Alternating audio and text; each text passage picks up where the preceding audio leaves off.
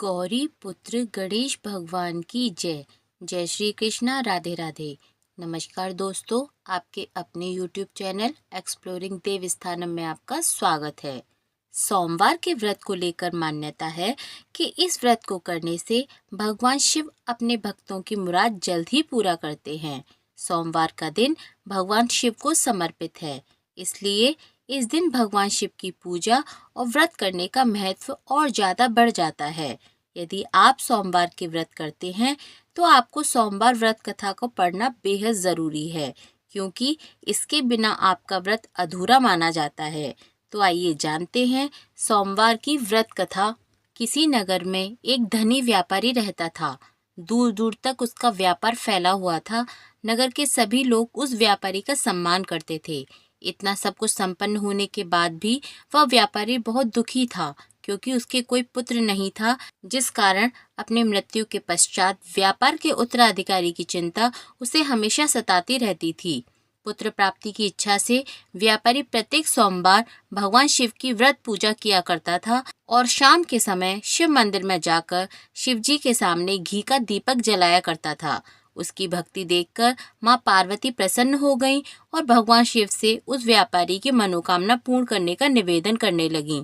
भगवान शिव बोले, इस संसार में सबको उसके कर्म के अनुसार फल की प्राप्ति होती है। जो प्राणी जैसा कर्म करते हैं उन्हें वैसा ही फल प्राप्त होता है।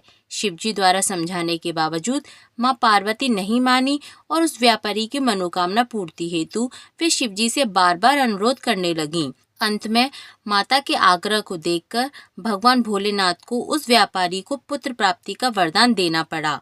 वरदान देने के पश्चात भोलेनाथ माँ पार्वती से बोले, आपके आग्रह पर मैंने पुत्र प्राप्ति का वरदान तो दे दिया है, परंतु इसका यह पुत्र 16 वर्ष तक ही जीवित रहेगा। उसी रात भगवान शिव उस व्यापारी के स्वप्न में आए और उसे पुत्र प्राप्ति का वरदान दिया और उसके पुत्र के 16 वर्ष तक जीवित रहने की भी बात बता दी। भगवान के वरदान से व्यापारी को खुशी तो हुई, लेकिन पुत्र की अल्पायु की चिंता ने उस खुशी को नष्ट कर दिया।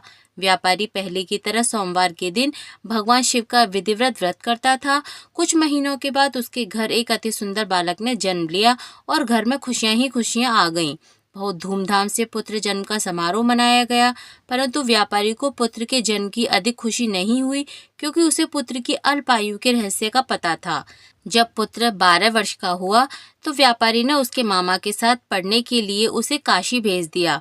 लड़का अपने मामा के साथ शिक्षा प्राप्ति हेतु चल दिया। रास्ते में जहाँ भी मामा भांजे विश्राम हेतु रुकते, वहीं यज्ञ करते और ब्राह्मणों को भोजन कराते। लंबी यात्रा के बाद मामा भांजे एक नगर में पहुंचे। उस दिन नगर के राजा की कन्या का विवाह था, जिस कारण पूरे नगर को सजाया गया था।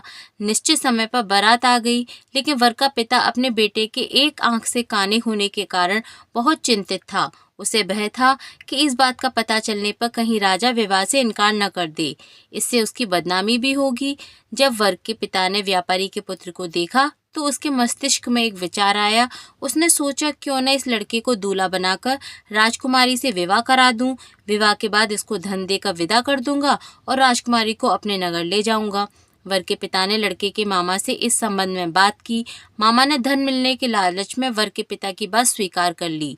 लड़के को दूल्हे का वस्त्र पहनाकर राजकुमारी से विवाह कर दिया गया। राजा ने बहुत सारा धन देकर राजकुमारी को विदा किया। शादी के बाद लड़का जब राजकुमारी के साथ लौट रहा था तो वह सच नहीं छिपा सका और उसने राजकुमारी की ओढ़नी पर लिख दिया, राजकुमारी, तुम्हारा विवाह मेरे साथ हुआ था। मैं तो वाराणसी पढ़ने के लिए जा रहा हूँ और अब तुम्हें इस नव युवक की पत्नी बनना पड़ेगा। वह एक आंख से काना है, वह तुम्हारा पति नहीं है। जब राजकुमारी ने अपनी ओढ़नी पर लिखा हुआ पढ़ा तो उसने काने लड़के के साथ जाने से इनकार कर दिया। राजा को जब ये बात पता चली तो उसने राजकुमारी को महल में ही रख लिया। उधर लड़का अपने मामा के साथ वाराणसी पहुंच गया और गुरुकुल में पढ़ना शुरू कर दिया। जब उसकी आयु 16 वर्ष की हुई तो उसने यज्ञ किया। यज्ञ की समाप्ति पर ब्राह्मणों को भोजन कराया और खूब अन्न वस्त्र दान किए। रात को वह अपने शयन कक्ष में सो गया। शिव के वरदान के अनुसार शयन अवस्था में ही उसने अपने प्राण छोड़ दिए। सूर्योदय होने पर मामा ने जब अपने मृत भांजे को देखा तो रोना पीटना शुरू कर दिया। आसपास के लोग भी एकत्र होकर दुख प्रकट करने लगे।